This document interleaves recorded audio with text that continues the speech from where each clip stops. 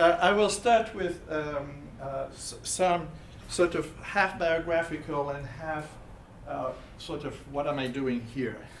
I'm starting here with one of the themes of this conference. I am not an applied anthropologist. I joined the programs in anthropology well into my career at Teachers College. The programs had been well organized 2 decades earlier, and I had to find a place. In the evolving division of intellectual labors, my colleague and I found it comfortable to place me as an anthropologist of education. And I did not think much more about it. I nodded my head when it was said that the anthropology of education is a form of applied anthropology, on par with medical anthropology or the anthropology of industrial relations. As time passed, I became more and more skeptical about this division of labor, particularly as it related to education. And I realized 2 things, one about myself and one about the field. First, and I'm still a French citizen, I did not feel quite comfortable talking authoritatively to school people. After all, I've never been one of them. They were one of my others, what anthropologists do not call anymore the natives, and in whose affairs I should not interfere. They are not my people. Second, I realized that most academic anthropologists had not confronted quite as seriously as I hope they will the theoretical possibilities opened by a concern with education. Starting with education, I have argued, gives anthropology a fresh perspective on the perennial theoretical disputes about diffusion, hybridity, change, arbitrariness in all its forms, as well as the impact of all this on the everyday life of human beings in their particular times and institutions. I have once written that for me education is ongoing collective deliberations about the futures of one life, and I will not expand on this, except to emphasize that when Jean Lave, Ray McDermott, and I talk about what we once called the politics of ignorance, we are not applying anthropology to the problems of schooling. Rather, we ponder what a theory of collective action would look like that do not proceed from assumptions about socialization, habitus, or whatever is your favorite word.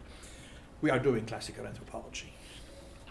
And so, about 10 years ago, I thought I was free from the concerns of professionals, as they must be phrased for my contribution to be useful in their own worlds of practice in classrooms, school offices, administrative centers, state agencies, etc. But then, to quote the kind of lines that make a popular movie great, John, when I thought I was out, I pulled you right back in. My local field at Teachers College morphed, and I was given the direct responsibility of reimagining what a concern with applying anthropology might look like in the context of a professional school. After all, most of the students interested in our programs apply to the applied program. After all, our colleagues in the rest of the college can legitimately ask what is the contribution of anthropology to the 3 areas that have defined Teachers College since the late 1970s: schooling, psychology, and the health professions. Teachers College has a particular place within the world of Columbia, and specifically within the world of Columbia anthropology. As minor agent of Teachers College, I must assume this place. But what exactly is this place? What should I do with my new responsibilities? Do I have to accept the distinction between regular and applied anthropology? There are many fundamental anthropological questions here, and I will start close to home with a wonder. It might even lead to ethnographic research for someone who is interested in that. How might we characterize this world of Columbia? At what time my graduate school probably might have been approached as a Parsonian social system, or a Geertzian web. By now, we might call it a Latourian network. For myself, I approach this as a collectivity, a polity that must continue to deliberate about the respective contribution of its shifting parts and the evolution of the relationships and thus their constitution as a discipline among disciplines within a political order. And Colombia has a very long history, and we'll hear about it more later. In the 1940s and 1950s, the senior faculty at Columbia were directly involved in politics. Arensberg, Benedict, Mead, many others convinced anthropologists that anthropology could address professionals in a wide range of settings, as the website to the society they created state. And most importantly for our life here, in 1968, Arensberg, with Margaret Mead and Solon Kinsball and others, convinced Columbia University, Teachers College, and the state of New York to create what is still known as the Joint Program in Applied Anthropology.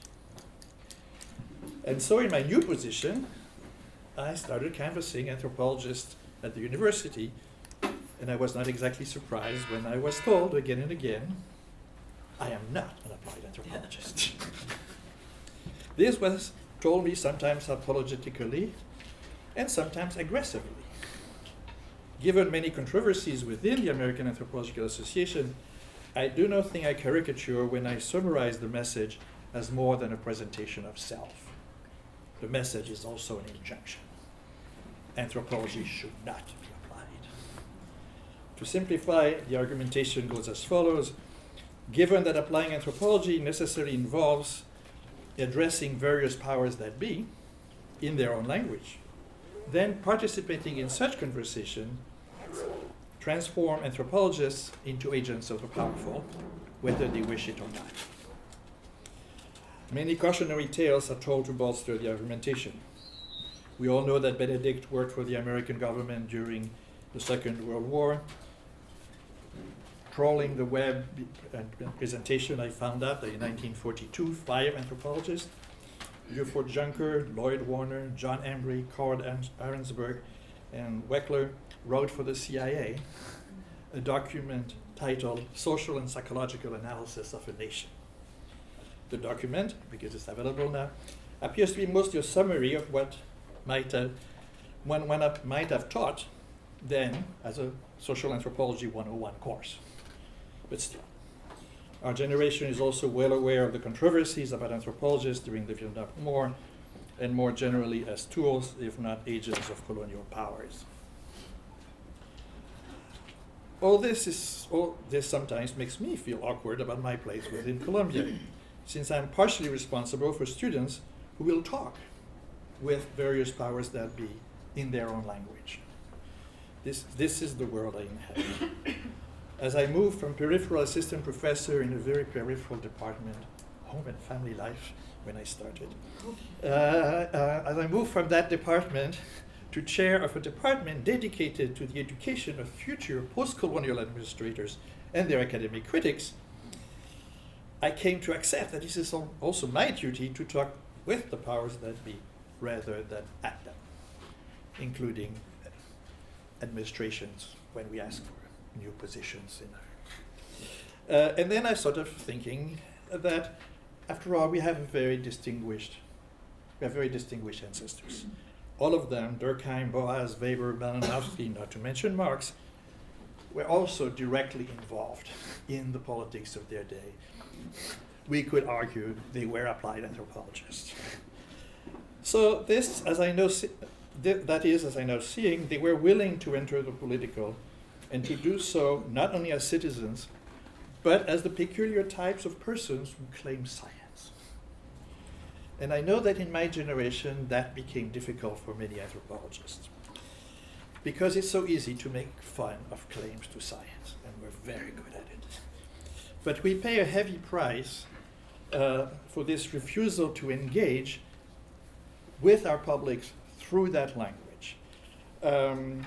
As many of our publics ignore anthropology, we and our students pay a price, as well as the people for whom many of us wish to advocate. We must explain again why the claims of some of our fellow scientists are precisely not scientific. We must make counterclaims on the basis of our own scientific authority. So we are back to our questions. How must we phrase the counterclaims? I'm fascinated. We'll hear a little bit more about Boas creating the Department of Anthropology, and how exactly did it happen? Did it come out of him, or was there already a place in it? What happened later? Did Boas do the biddings of administrators by systematically arguing that earlier representations of humanity were in error? Or was he helping the imperial move? What did he do? What happened? So these, of course, are rhetorical questions. So to conclude, I hope we will, it will emerge today's recognition that any anthropology is a voice in difficult collective deliberations. Anthropologists will keep having with other anthropologists, academics from other disciplines, non-academics within our polities, and of course people whose polities we enter when we leave the protection of our own polities, the people we used to call the natives. So I hope that for today, for a while at least, we will suspend various forms of disbelief and say we're all applied anthropologists, or whatever term you would prefer as adjective to the anthropology you do. I hope that, again, there will be, all of this is, I try to do this with some trepidation, in the hope that it will lead to controversy. And to start that process, I'm going to let Ray, Leslie, Ida, and Chuck to start us with their comments about the past, but we're good in the present.